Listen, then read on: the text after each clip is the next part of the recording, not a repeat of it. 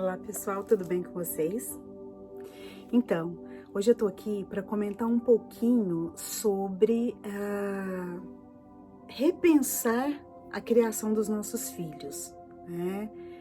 Porque eu tenho certeza, né, que todos os pais querem o melhor para os seus filhos. E o que eu quero discutir aqui hoje é sobre os estímulos, né? Porque a gente vive numa época, né? Antes de mais nada, eu quero falar sobre a modernidade. Ela não só nos trouxe, né, um avanço tecnológico para facilitar as nossas vidas, como ela trouxe algo negativo junto, infelizmente, né? Que é o desgaste emocional, o desgaste físico, né? Esse ritmo acelerado, frenético, né, trouxe realmente um prejuízo muito grande, né, para nós adultos e para os nossos filhos. E hoje eu quero falar sobre os estímulos, né? Os nossos filhos precisam, obviamente, de estímulos, mas será até que ponto que esses estímulos são interessantes, né? Ou será que todos os estímulos que a gente oferece para os filhos são positivos? Até onde, né, que isso traz os benefícios para os nossos filhos? Eu quero comentar aqui sobre a meditação para criança, né? E meditação, antes de mais nada, é algo que muitos adultos até têm né, dúvida. Nossa, mas será que realmente meditação é tão bom mesmo? Eu tenho vontade, mas parece algo tão complicado, tão difícil. Então, assim, qualquer hora eu quero comentar sobre isso mesmo, né? Mas hoje eu quero falar para vocês que a meditação para as crianças é algo extraordinário e, assim, algo muito positivo, né? Inclusive, tem uma estudiosa do assunto e professora de yoga aí no Brasil que tem, inclusive, um projeto já há mais de 10 anos, se não me engano, para as crianças. O nome dela é Cássia Parmegiani, né? Ela é estudiosa, estudou inclusive aqui também nos Estados Unidos. E assim, essa prática meditativa para criança já acontece há um bom tempo aqui, né? Nas escolas, nos hotelzinhos, né? Onde as crianças ficam. E assim, gente, tem um resultado assim maravilhoso, né? E assim, agora como trabalhar a meditação com a criança? Gente, não é complicado, eu digo para vocês. E eu tô estudando, eu já comentei sobre neuroplasticidade infantil e eu tô vendo tudo isso aí, inclusive essa prática, né?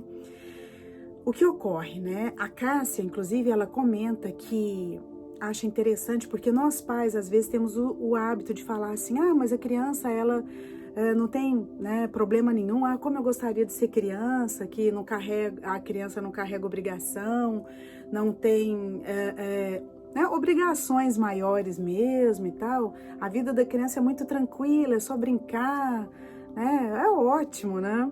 Não tem conta para pagar. Mas isso é errado, gente. Isso é muito errado. Porque a criança, ela absorve tudo que a gente passa, ela absorve, ela é uma esponjinha totalmente viva ali, né? Sem contar que essa modernidade trouxe algo também ruim, que é bullying, que tem, né, nas escolas e tal. O desgaste que as crianças sofrem com essas atividades, né, que são as atividades extraescolar, que às vezes são excessivas, né? Muitas atividades ali, então os pais acham que, nossa, quanto mais o filho fizer algo, para ele vai ser bom, né, para o futuro e tal. A cobrança no rendimento escolar, né? Isso tudo gera competição com outras crianças, né, no núcleo da escola, na socialização fora da escola, nessas atividades que ocorrem para as crianças.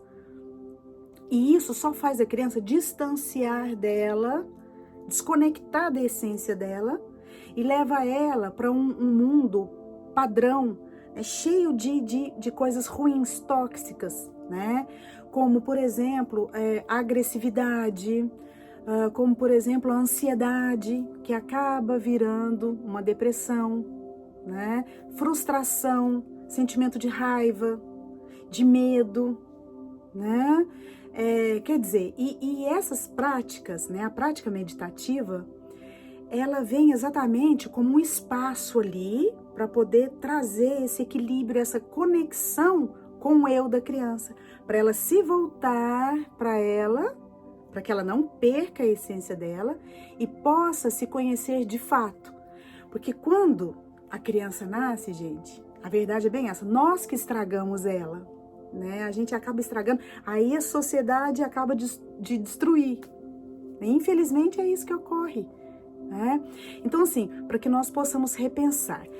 E, inclusive, como muitos adultos às vezes têm uma certa curiosidade de praticar a meditação, ele pode fazer isso junto com o filho, né?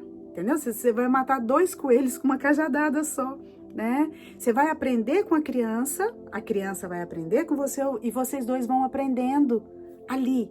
Por exemplo, eu gosto muito de ir para a natureza, né?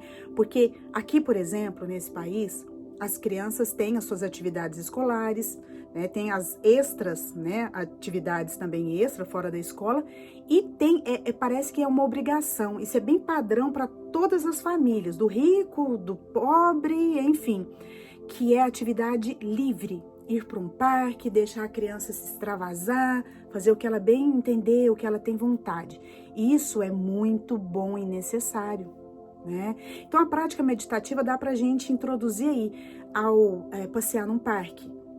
Eu, por exemplo, vou com a Melina, ela gosta bastante. E eu confesso pra vocês, ela gosta muito de brincar nos brinquedinhos e tal, mas ela gosta muito de correr e de observar tudo que tá ao redor dela. E aí a gente vai guiando. Eu vou contar pra vocês que a partir dos 2 anos de idade, dá para começar a fazer essa meditação guiada. E não é complicado, gente, né? É claro que a gente vai respeitar a fase, a maturidade da criança naquela fase que ela se encontra, né? A criança não vai ficar ali 10 minutos paradinha numa posição indicada de uma meditação. Claro que não, ela não vai ficar esse tempo todo. Mas a gente tem algumas práticas, depois eu quero falar com calma sobre várias práticas, mas aqui eu já vou adiantar algumas. Por exemplo, trabalhar o foco, porque um dos benefícios, o que são vários que a meditação vai trazer, né? Por exemplo, evitar o estresse, nem não é tratar o estresse, evitar, tá? Isso já é excelente. Deixar a criança mais segura de si, né? Ela não se distanciar dela, ela ficar segura de si, e o melhor ainda, ajuda a reduzir os sintomas das doenças, né? Várias doenças, transtornos, entendeu? De déficit de atenção, hiperatividade, né? Sem contar que a criança trabalha muito melhor o foco, a concentração naquilo ali que ela está fazendo, sem se desgastar, sem ter esses problemas que eu acabei de dizer aí. Entendeu? Então, assim, por exemplo, ter um tambor em casa, ou o barulho de uma corda do violão, um som que vai tipo, longo até o finzinho, a gente vai ouvindo junto com a criança, ela também vai ouvindo, achando interessante. Isso aí já é o foco da atenção da criança. Ela vai dar atenção para aquilo ali. Por exemplo, eu gosto muito de queimar incenso. Vai queimar o incenso, vai sair a fumacinha, a criança vai vendo a fumacinha. Parece bobo, né? Mas isso surte um efeito e tanto.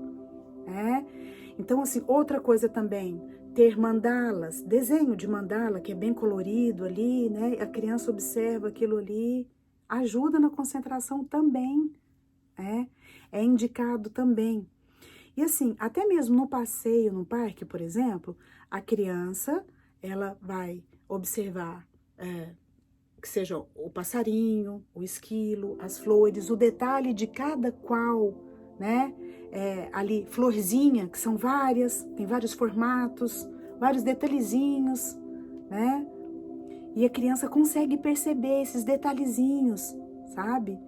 Então, assim, isso tudo é uma prática, faz parte da prática meditativa.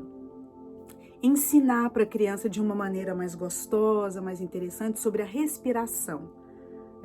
A Melina já brinca, que eu falo brinca porque ela às vezes dá uma risadinha e tal, mas ela já entende sobre o respirar. Ela faz assim, e eu vejo que ela acha bom quando ela faz isso. Então, assim, é bom a gente ensinar, já explicar que o arzinho entra fresquinho, sai quentinho, né? Outra coisa, para entender um pouquinho, assimilando o que é o respirar, botar alguma coisa em cima da barriguinha da criança, para que ela veja aquilo se mover, até esse movimento, às vezes, um bichinho, alguma coisa em cima da barriguinha dela, um brinquedo que ela goste, para ela ver, ó, subir e descer. Ela vai entendendo, ela vai captando, aos pouquinhos ela vai assimilando. Então a gente não deve introduzir de uma maneira ferrenha, né? Porque é uma técnica, a gente sabe, é exercício, né? E requer tempo, requer muito tempo para isso, é gradativo, é um processo, né? E isso é extremamente válido, isso ajuda muito, e ajuda muito a gente a repensar a forma que a gente está fazendo ali, né? Cuidando do filho da gente. Esse ritmo frenético, todo maluco, acaba nos deixando meio robô, né, nas nossas atitudes, com a criança, a forma com que a gente conduz uma conversa com a criança, sem muita paciência. Então, quando eu falo que a gente estraga a criança, realmente a gente estraga, né? Estraga sim, e deixa a criança também ansiosa. Aí depois a gente fala, eu queria dar um calmante pro meu filho, não tá dormindo direito, tá? Mas tá teimoso, é agitado demais. Então, pra gente evitar que isso aconteça, porque é fato, acaba que acontece mesmo, isso a gente pode ter certeza, né? É bom a gente trabalhar isso com a criança, no dia a dia. Tirar realmente um tempo para uma atividade livre, né? Não são as atividades de fazer uma língua, de fazer uma natação, um balé, um futebol, uma música. São atividades boas, sem dúvida. Mas tem que ter, é sagrado, o tempo livre para a criança fazer o que realmente deixa ela bem. E dali você trabalha isso com ela, entendeu? Então são várias técnicas aí, né, da meditação. Mas desde já eu digo para vocês, sentar, mostrar uma das posições, né, bacanas, uma das posições indicadas da meditação para a criança, para ela sentir, tem a posição do amor, de sentir o coração. A Melina, que já vai fazer 3 anos, ela já entende isso, a maneira dela, mas ela já entende. E eu vejo que a sensibilidade dela fica ainda mais aguçada. E isso é muito interessante, pessoal. Então, assim, eu só vim trazer isso daí para vocês, que é algo que muitas escolas do Brasil já estão adotando, inclusive como disciplina. Aqui isso funciona há muitos anos e muito bem, porque tem muitas pessoas que trazem de suas origens aí já a meditação, que é forte na vida dela, dos chineses, dos indianos, que tem um número expressivo aqui no país, inclusive no estado onde eu moro.